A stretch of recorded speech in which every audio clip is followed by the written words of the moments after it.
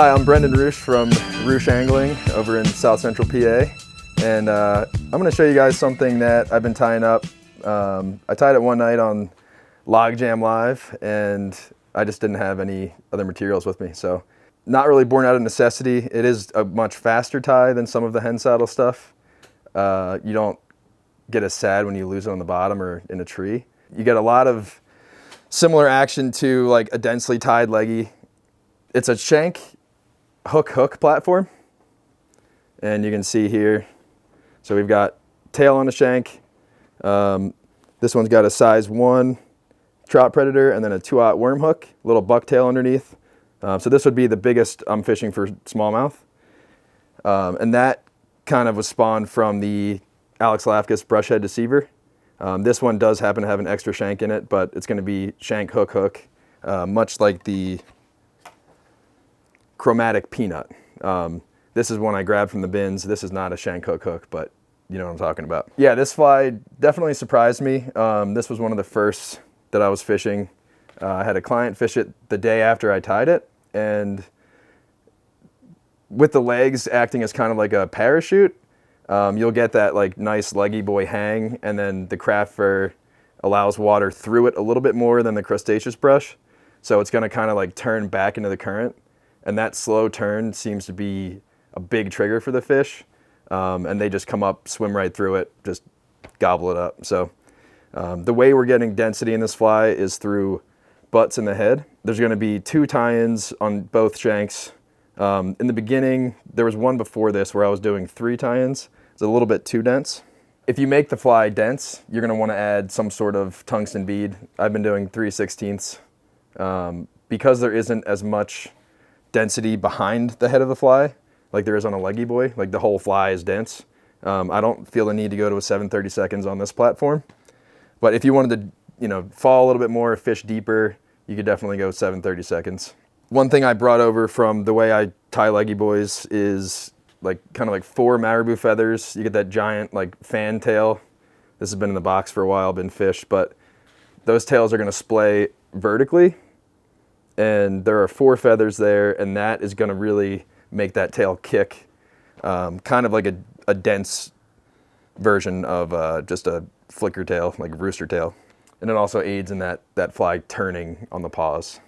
So I'm tying on one of the older style shanks, like the original fish spines. I just cut the back end off, something, I think Justin Probanik showed me this, but makes a really clean tail and everything just lays flat because there isn't that hump in the back of the hook. And I haven't tried that with the new Chocolate Factory shanks yet, but I'm sure it would work. So we're gonna put 4 Marabou feathers here. We're gonna be tying kind of like a brighter fly today. So I prepped these feathers. I'll grab the feather, and whatever isn't being pinched is gonna come out. So usually it's not a ton if you grab the right feather, and then you're gonna stack these in your hand. And I prefer to tie 2 in at a time just to make sure they're secured properly. And I never really measured these before I wrote a step-by-step, but they all end up being around 2 inches off the back of the shank. They're gonna pinch that. Couple loose wraps, couple tight wraps. Position it where you want. I have also tied this fly with turkey flats. They were not in a turkey flat package, but it's just kind of bad Marabou feathers that ended up fishing well on this platform. And then usually I'll throw 2 feathers on the side, so 1 on either side.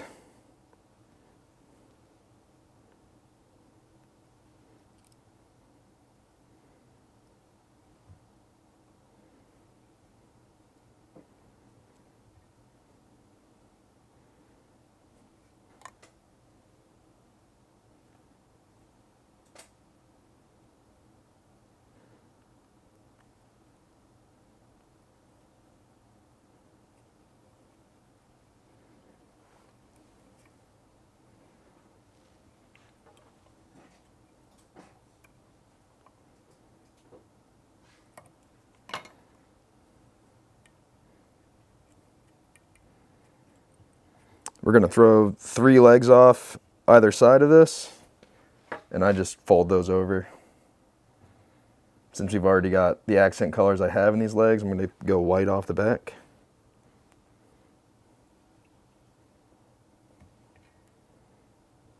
Couple thread wraps, fold it over.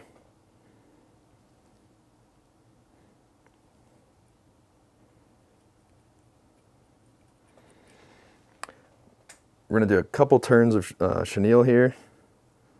This is the Senyo satin chenille from MFC. I will trim this down a little bit. We really don't need much here. I really don't like picking up a fly, feeling it, and then when you get to the back, there's like a big bulge right here. It just doesn't make sense to me because you're supposed to be building density as you go forward. So I'm just gonna do like maybe 1 wrap of this and then cut it to length.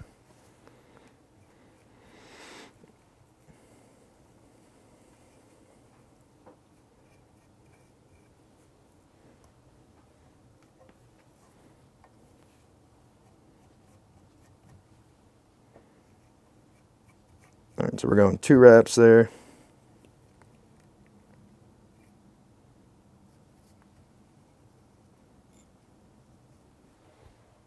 Now you can use hen saddle just to cover that up, or schlappen strung rooster, the webby part of strung rooster. This does not have to be pretty. I always try to make it look pretty just because, you know, coming from tying all the swim flies that take forever and you want them to look nice, you might as well take your time.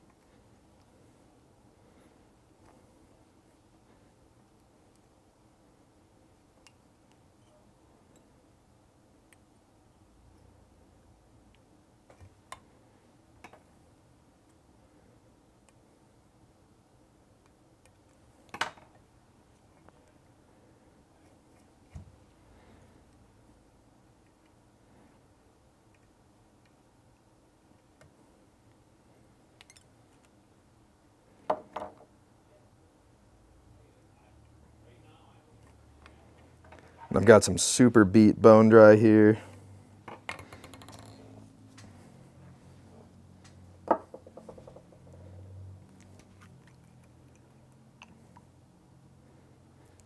We got 3 different precision applicators.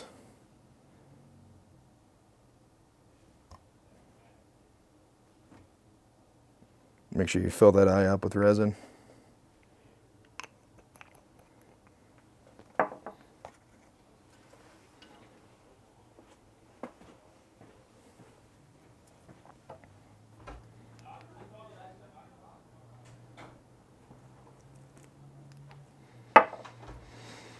All right, so this next step here, I picked up from James's Flea and Cray.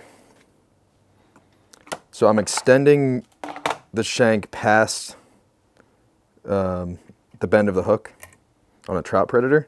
And I'm doing that because the taper just doesn't look right if the shank isn't pushed back a little bit. Basically I'm extending the shank of this middle hook. So what I learned from James was you're going to wrap this with thread, and then that really prevents it from moving or falling out when your client hits the gunnel.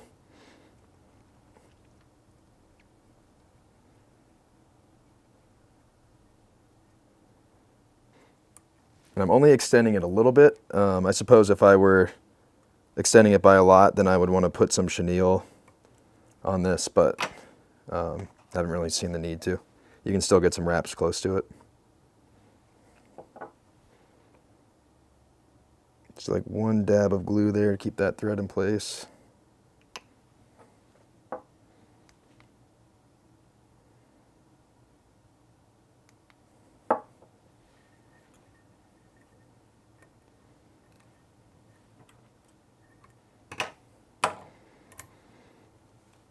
And we got Trout Predator size 1. This is a light.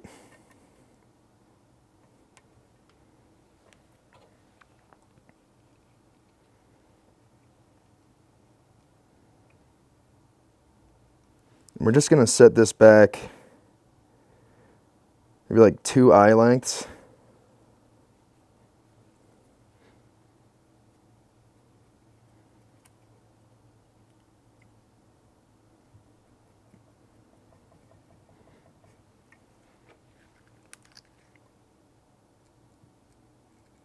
I can't believe it came out. That's insane.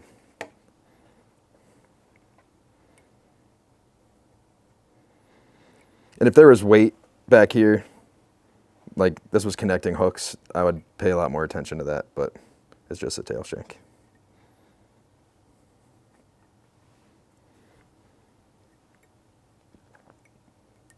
All right, back to the satin chenille.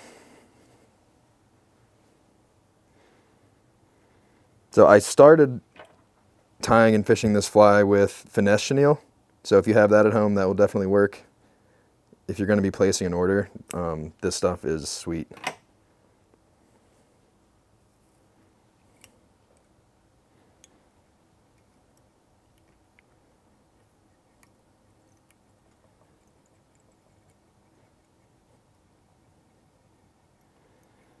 So all that craft fur is going to be within 3 eye lengths of, or I guess 2 eye lengths of the front of the hook. So we're just going to cover this loosely with chenille. You don't want this to be very dense.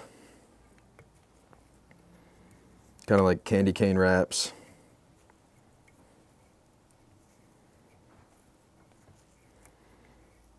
And then right beyond that midway point, we're going to add some legs. Go over that eye.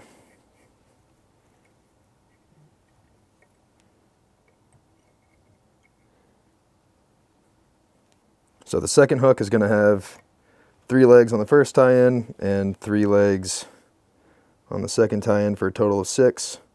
The front hook is going to have 8. 2 tie-ins of 4.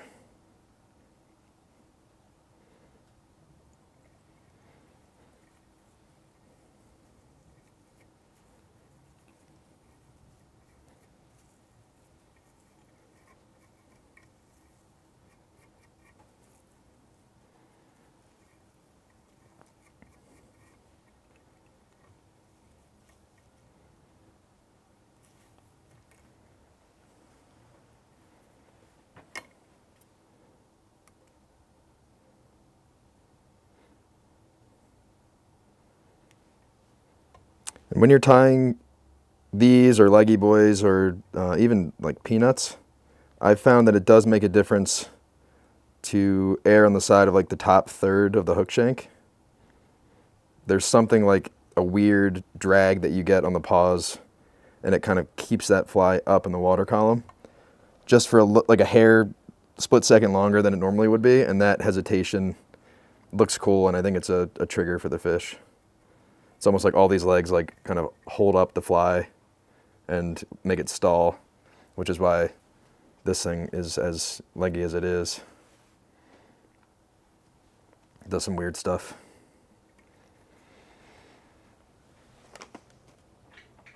So we're gonna be tying the old World Industries Flame Boy color today. We got yellow and olive, or sorry, yellow and orange. And it's easy to go a little bit too dense on the back hook, especially if you've tied a few of these. So this is a fairly small clump of craft fur.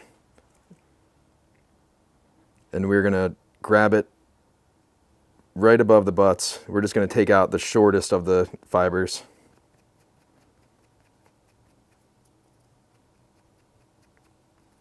Because the butts are the only thing giving us any density besides the chenille. And this is very important in the front of the fly. And to get the taper down, I've just been going to the tips of the hen saddle or schlappen, whatever you use back here. And I know that I'm going to keep more than half of this, so I'm going to consider that when I'm measuring out where I'm going to start breaking this craft fur.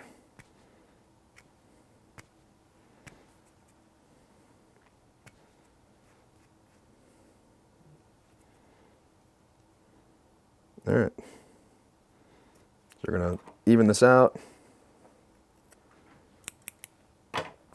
Transfer that to the other hand.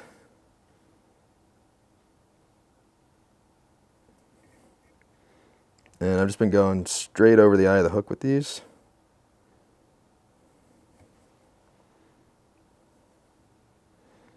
Loose wrap with the left hand. Seems to help keep all those butts in line. Go tight, do a tight one.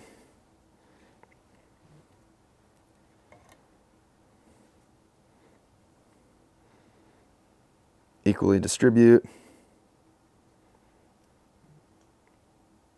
And if anyone's seen the Bad Hair Day video, you know Dave Pinchkowski will kind of do that to distribute the craft fur. I haven't found that works with my style of tying, but I definitely love that video.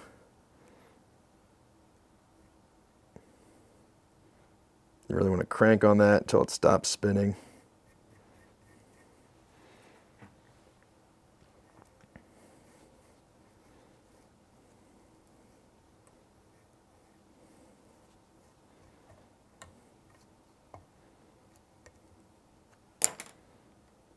Jump forward. And one thing you don't need to do with that tie-in is create a thread dam. There isn't enough craft fur to make it splay out or anything, so it's just going to kind of lay back over those butts. And we're going to switch to orange.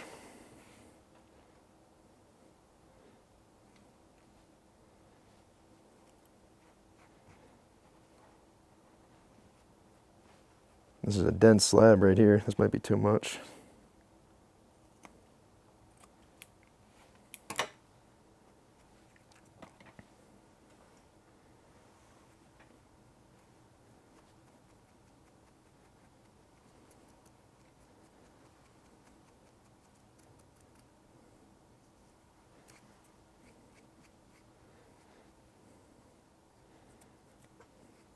Gonna make this a little bit less dense.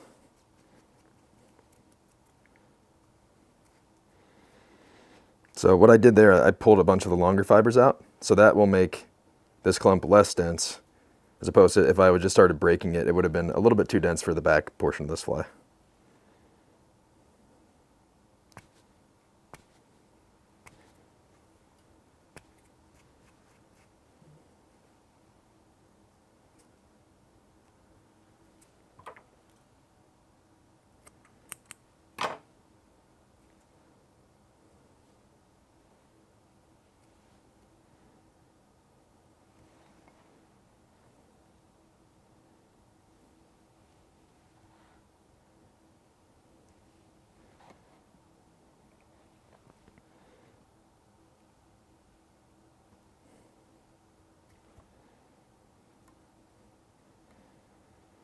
I wish I had a Bad Hair Day with me, because that's how I learned how to tie these.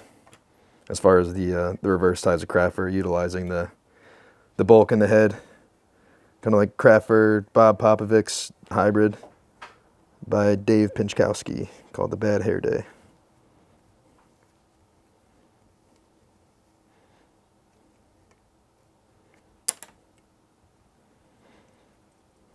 And we'll do a little bit of a thread dam here, but nothing like you would do on bucktail.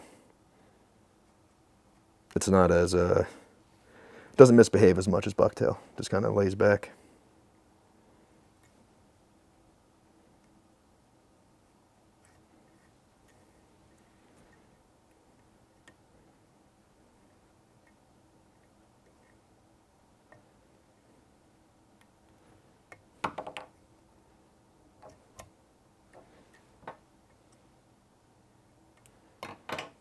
All right, so the front hook is going to be 1/0 Trout Predator Light. We're going to use a 3/16 tungsten bead on here, go a little bit denser on the head. to kind of match up with our rear section. If you forego the bead on the hook using a minnow hook, you can certainly get away with that just because there's so much more meat here.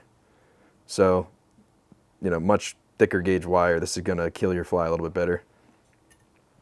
You can also use a Gami 2/0 round bend worm hook, just like you would see on like the Swing and D. So on my longer flies, I've been using that and throwing some bucktail in there as a prop, just because there's a bigger void in between the two hooks with two beads. Get this in the vise here. And I'll be connecting the two hooks with Maxima Chameleon, which is something I picked up from Alex Lafkus and Russ Madden.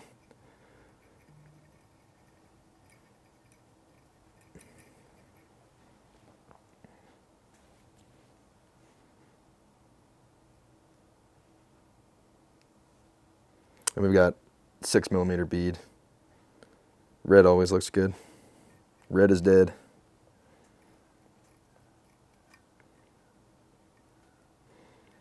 So I usually do a couple loose wraps here and work it down to where I'm going to end my thread, and you're still able to kind of pull on this mono here, get it to size. And this will just prevent you from getting like a real slender kind of like eye in the mono there. Get some tight wraps, stretching that thread all the way.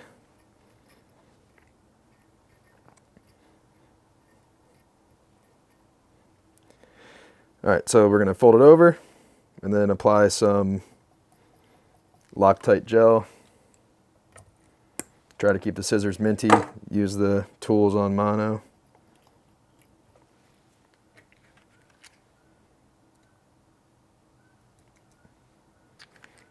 Just a little dab to prevent this from slipping when you got a fish on the back hook. It's not going to slip out, but sometimes it will slip side to side.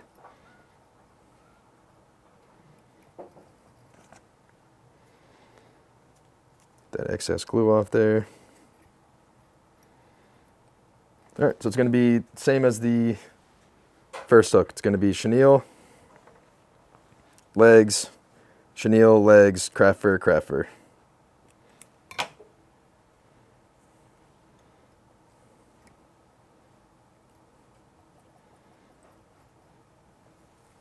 And I'm a slow fly tyer, I know that. So some of you guys will be able to crank these things out.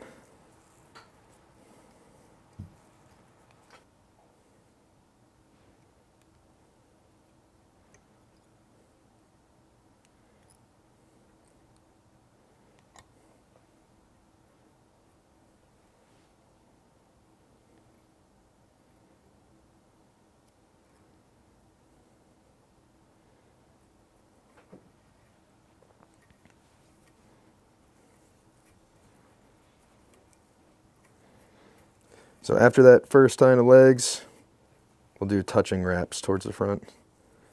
Nothing super dense like a finesse jerk changer or anything like that, just a little bit closer together.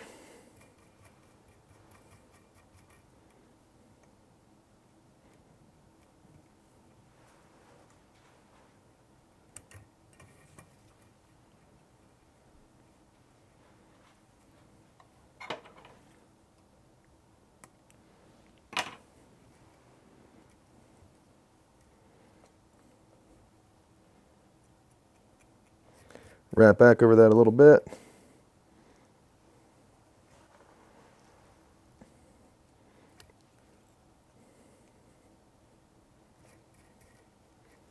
More legs. Going white.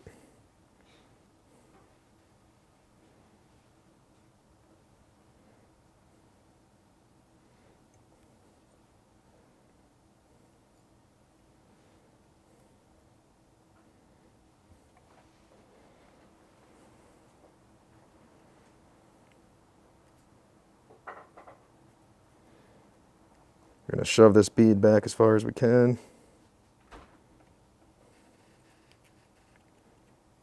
Let's do some X wraps over the bead. It's always harder in the bottom for some reason.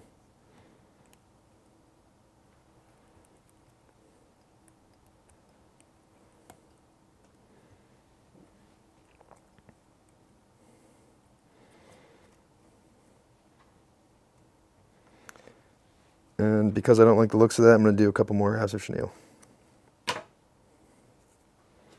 But you could definitely just cover that space up with with the craft fur butts.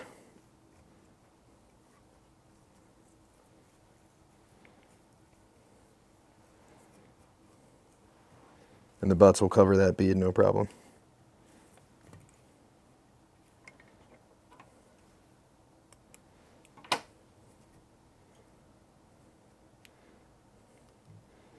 Little thread base. Lock up that eye. All right, first tie-in of dense butts.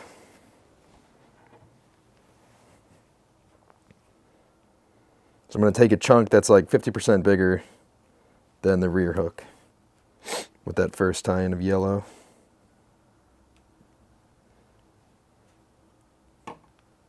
Because we not only have to build density to make this fly kick, we also have to have enough longer fibers to basically cover this junction. And I don't really dig a see-through fly, especially when you're throwing 8 weights. Like you have enough rod there to throw a fly that's, you know, kind of dense. Maybe that's just from throwing crafty changers and ruining all the tendons in my thumb, you know, like everyone does.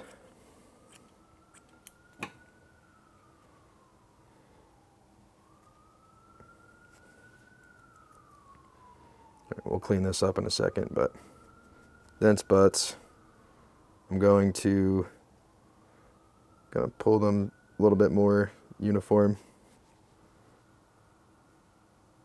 And I'm going to drop this and add to it. Not dense enough. The orange clump I have here is much more dense than the yellow clump.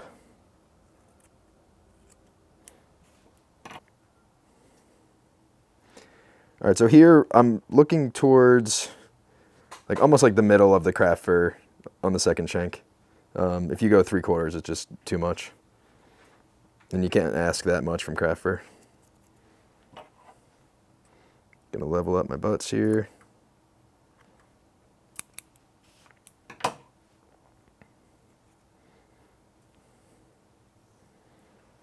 Transferring the real dense clumps can be trickier than the lighter clumps for sure.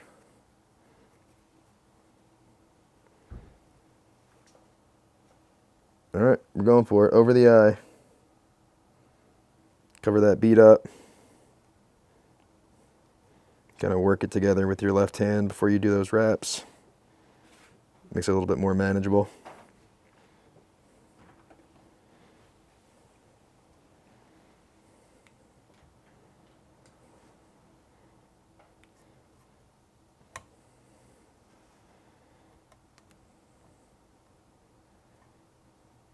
And you want to avoid any high spots in your butts because that's what the craft fur fibers are going to be laying on. So if you have high spots, you can spin them to the top of the shank. That'll just help your fly keel correctly. More mass on top is always good. Or you can just clip them off.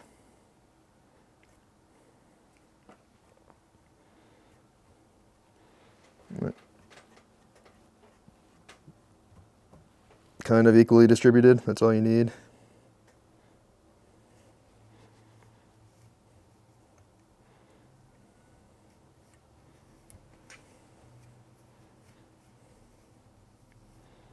Try to preen all that stuff back. I like to get my thumb in here, kind of like get those fibers that are on my side of that thread. That makes it easier when you jump to the front of the fibers so you're not trapping as much.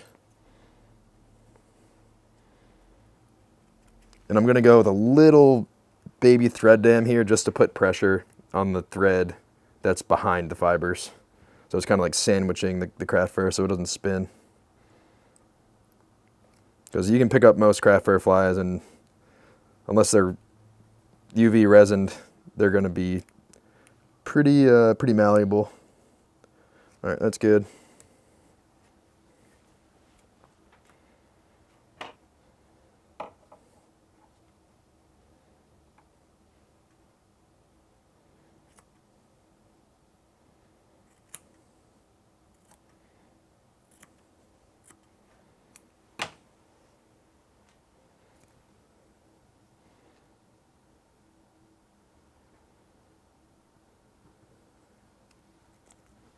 Line those butts up.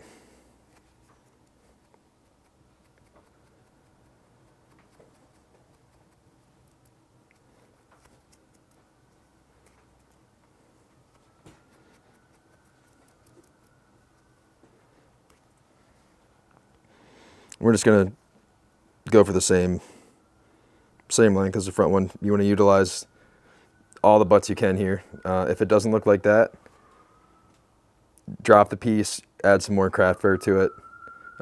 It needs to be substantial to keep that head profile, and also to move some water, push some water.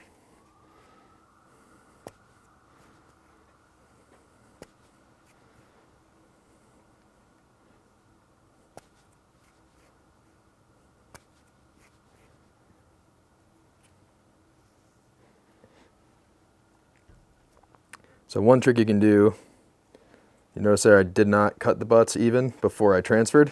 So you can also come in with your offhand, if you're tricky like that. Level them out before you tie it on. Make sure your thread's all the way backed up against that previous tie-in. And we're going nuts for butts here.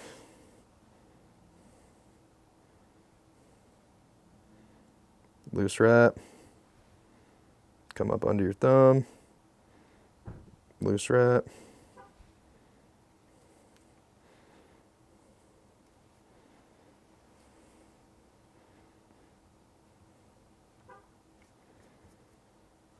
Make sure that's equally distributed, no high points. If you can, keep a little bit more bulk up top.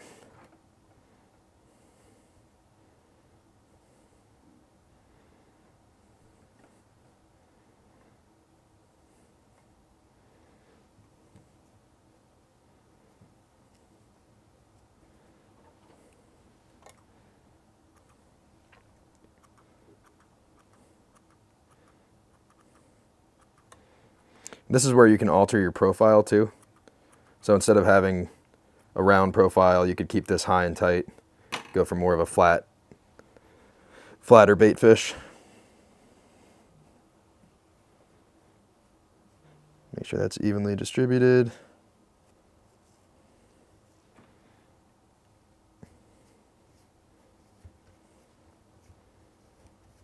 And taking your time here will make a much cleaner fly. Trapping craft fur on this last tie-in point is, you can tell, and it just looks ugly. Doesn't affect swim, I'm sure, but keep it tidy.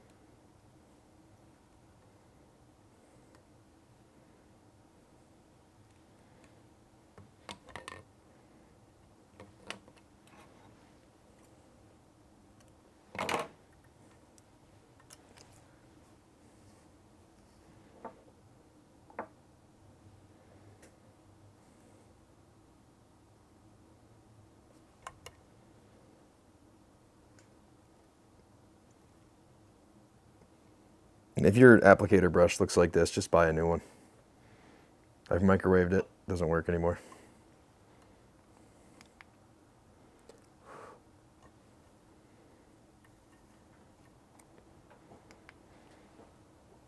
All right, so that's going to do it for us. We've got a nice wide profile.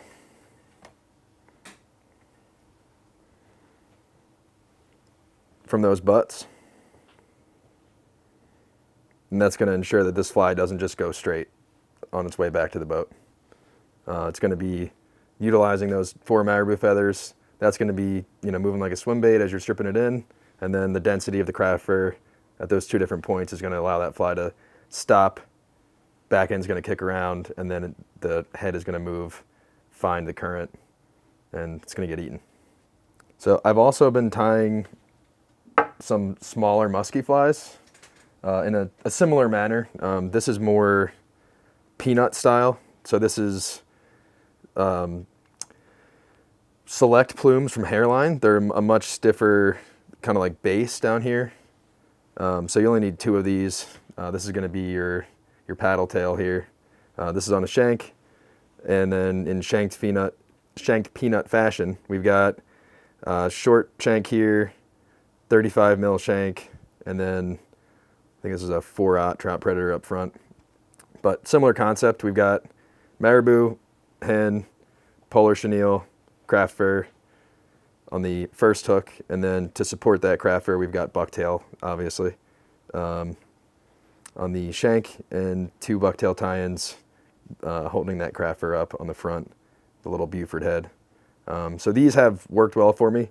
I need to mess around once this ice leaves with some resin on the head. I think that would benefit this size fly more so than the bass size.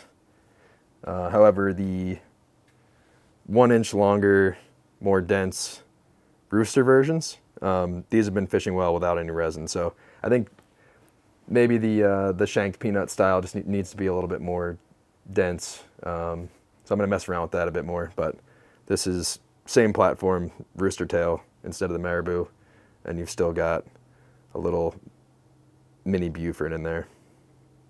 But yeah, I think I know my buddies have enjoyed tying this.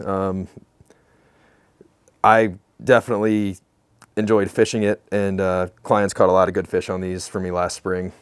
So yeah, hope you can find success on the nut job or the cousin it or whatever you want to call it. But yeah, it's kind of an inexpensive fly to tie. It's a fly with unlimited color combos. You know, most shops, especially Schultz Outfitters, has a whole wall of craft fur. So the world is your oyster. Silly legs, a million combos there, and Senyo's new chenille is awesome. I'm really excited to fish that this year. Thanks for watching. That's the nut job.